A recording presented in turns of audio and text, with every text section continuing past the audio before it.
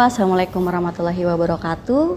Salam Om Swastiastu, Namo Buddhaya, salam kebajikan. Selamat datang di mata kuliah pengantar administrasi pemerintahan. Pada pertemuan kali ini, saya akan membahas mengenai topiknya mengenai badan publik. Bersama saya, Ufa Anita Afrilia, dosen administrasi pemerintahan Universitas Padjadjaran. Badan publik, istilah yang sudah tidak asing di telinga kalian bukan? Tapi apakah kalian sudah tahu apa yang dimaksud dengan badan publik? Dan apa saja sih yang termasuk ke dalamnya?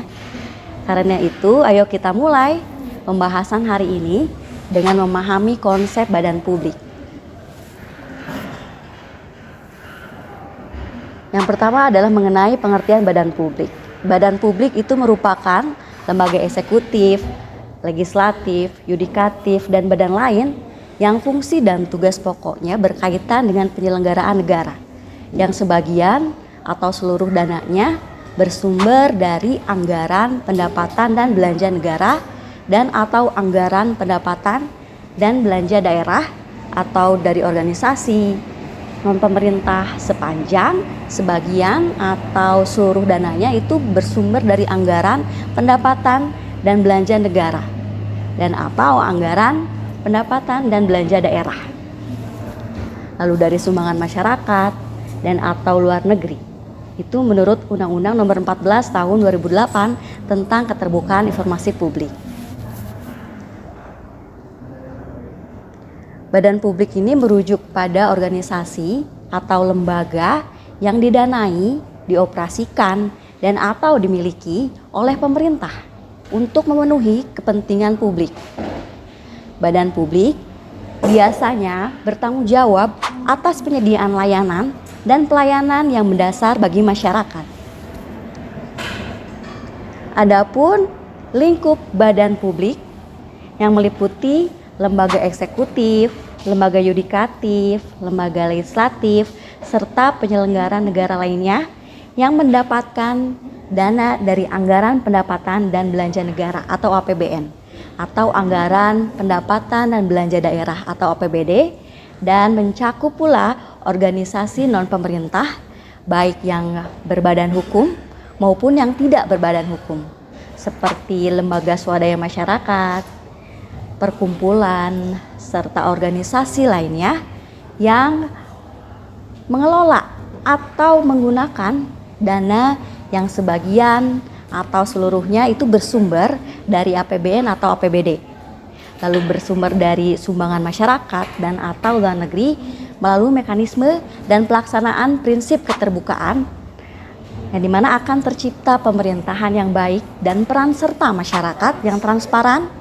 dan akuntabilitas yang tinggi sebagai salah satu prasyarat untuk mewujudkan demokrasi yang hakiki.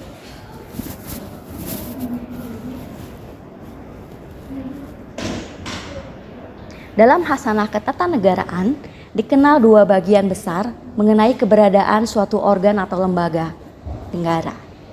Yang pertama itu adalah organ atau lembaga negara yang langsung disebut oleh konstitusi atau biasanya disebut dengan unmitterbar organ. Ya, jadi contohnya misalnya MPR, DPR, DPD, Presiden, MA, MK, KY, BPK, Kementerian Negara, Bank Sentral, KPU, Pemda, TNI, juga Polri.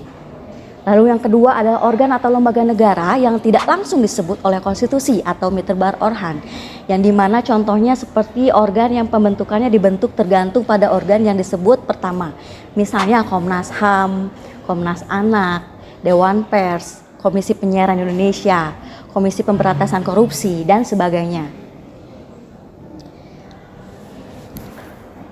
Adapun jenis badan publik yang diantaranya seperti eksekutif, legislatif, yudikatif. Yang pertama itu mengenai lembaga eksekutif. Itu merupakan lembaga yang diberi kekuasaan untuk melaksanakan undang-undang. Kedudukan lembaga eksekutif ini dipegang oleh kepala pemerintahan, yakni presiden dan wakilnya, dibantu oleh para menteri. Lalu ada lembaga legislatif. Itu adalah lembaga yang bertugas untuk membuat atau merumuskan undang-undang. yang diperlukan negara. Contohnya, lembaga legislatif ini adalah MPR, DPR, dan DPD. Lalu ada lembaga yudikatif, yang dimana lembaga itu dengan sifat yuridis yang berfungsi untuk mengadili adanya penyelewengan konstitusi dan peraturan perundang-undangan oleh institusi pemerintahan. Contohnya lembaga yudikatif adalah MA dan MK. Lalu ada birokrasi dan kementerian. Secara singkat, birokrasi itu dapat dipahami sebagai aparatur negara yang menjalankan suatu peraturan maupun kebijakan. Menurut Bintaro Cokroaminojo, tujuan adanya birokrasi adalah agar pekerjaan dapat diselesaikan dengan cepat dan juga terorganisasi. Kementerian menurut Undang-Undang Republik tahun 2008 pasal 1, pengertian kementerian adalah perangkat pemerintah yang membidangi urusan tertentu dalam pemerintahan. Lalu ada juga namanya lembaga pemerintahan non-kementerian.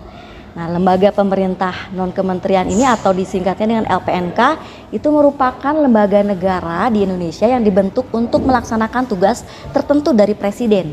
Contoh dari LPNK adalah Badan Intelijen Negara atau BIN, Badan Meteorologi, Klimatologi, dan Geofisika atau BMKG. Lalu ada Badan Narkotika Nasional, BNN, Badan Pengawasan Obat dan Makanan, BPOM.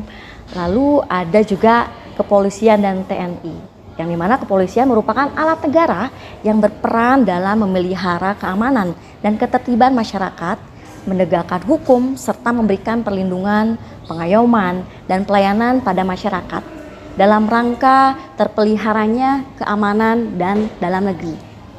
Lalu TNI itu merupakan alat negara di bidang pertahanan yang dalam menjalankan tugasnya berdasarkan kebijakan dan keputusan politik negara. Lalu ada pun badan publik, yaitu adalah pemerintahan daerah. Pemerintah daerah adalah penyelenggara sistem pemerintahan pada tingkat daerah.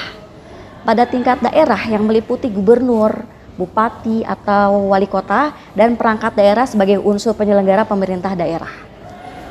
Lalu ada BUMN atau BUMD, di mana BUMN itu merupakan lembaga yang diatur dengan Undang-Undang Nomor 19 Tahun 2003 tentang Badan Usaha Milik Negara, yang dimana menurut undang-undang tersebut BUMN itu didefinisikan sebagai badan usaha yang seluruh atau sebagian besar modalnya itu dimiliki oleh negara melalui penyertaan secara langsung yang berasal dari kekayaan negara yang dipisahkan. Lalu ada pun yang disebut dengan BUMD ya, Badan Usaha Milik Daerah. Adalah badan usaha yang seluruh atau sebagian besar modalnya itu dimiliki oleh pemerintahan daerah yang terdiri atas perusahaan umum daerah dan perusahaan perseroan daerah. Contohnya seperti perusahaan daerah air minum atau PDAM, lalu ada Bank Pembangunan Daerah BPD, ada juga Transjakarta gitu ya. Lalu kita akan bahas nih mengenai apa sih kewajiban dan tanggung jawab dari badan publik, yang dimana dia harus memberikan layanan publik, tentu saja memberikan layanan publik yang berkualitas kepada masyarakat seperti pendidikan, kesehatan, dan infrastruktur. Lalu harus ada transparansi, melakukan tindakan terbuka dan transparan dalam penyelenggaraan tugas dan tanggung jawabnya. Lalu ketiga itu partisipasi masyarakat. Itu harus melibatkan masyarakat dalam proses pengambilan atau pengawasan pengambilan kebijakan atau pengawasan sehingga dapat meningkatkan pertanggungjawaban badan publik. Lalu harus ada pemenuhan standar yang memastikan bahwa layanan dan kinerja badan publik itu sesuai dengan standar yang ditentukan. Lalu kita harus tahu juga tuh apa sih fungsi dan peran badan publik.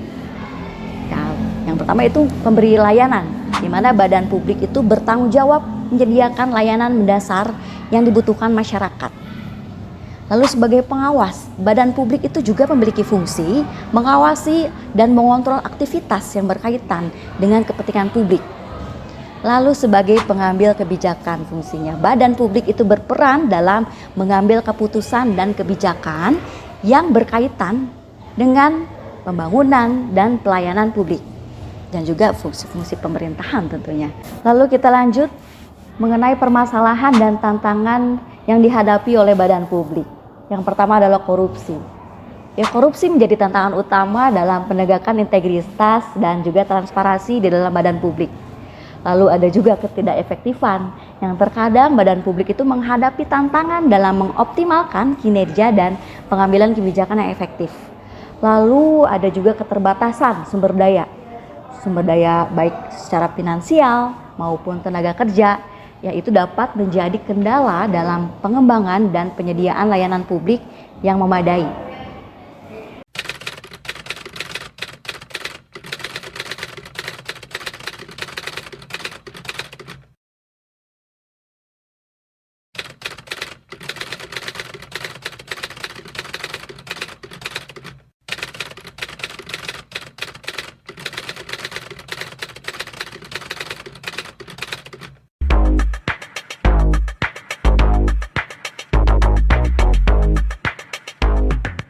Pak, ini cat bingkisan dari vendor kemarin, katanya spesial buat Bapak. Apa ini?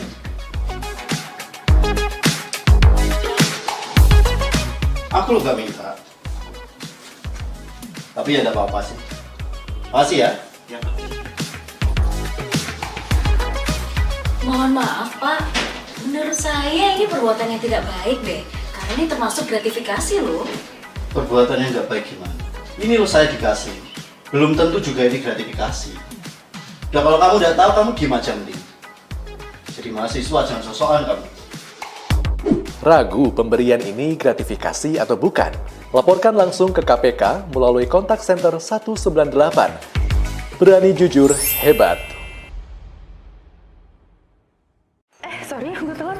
Aman, kita juga belum lama kok. By the way, kemarin gue habis meeting sama vendor. Dealing terus menang gitu deh. Tapi si vendor ini mau ngasih gue jatah kalau misalnya gue bantuin mereka makan harga. Kok jadi minta yang aneh-aneh sih? Ya gimana? Lumayan.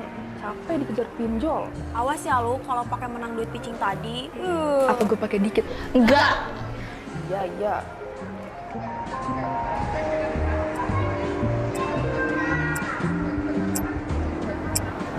Balik yuk. Yuk. Gue duluan ya. Oke, hati-hati ya, Le. Lu kemana lagi? Kantor dong. Deh, bentar deh. Kenapa? Gimana ya ngomongnya? Apaan sih? Makasih banget loh berkat kemarin, bos gue suka karena acaranya lancar. Ini ada titipan buat lo.